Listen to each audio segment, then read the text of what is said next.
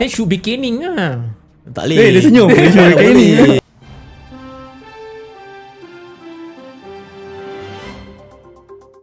This person dah kena caught kan in other country kan. Yeah. And he still do it again. So I don't know why. 26 but kalau tengok umur 26 is that macam dah mature enough. As in dah Yeah, correct. Kalau I understand.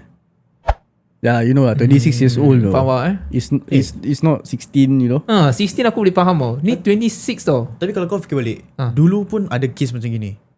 Tapi it's not by grabbing or what Habis? lah. Is apa orang panggil vandalism. Oh, graffiti Yes, itu siapa nama dia? Michael Fay. Michael Fay. Michael Fay dia kena caning. Kena caning pasal dia vandalism. Vandalism. Kan? Yes.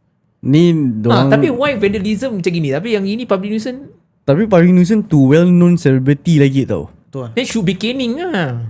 Tak boleh. Dia senyum. Dia senyum kayak ni.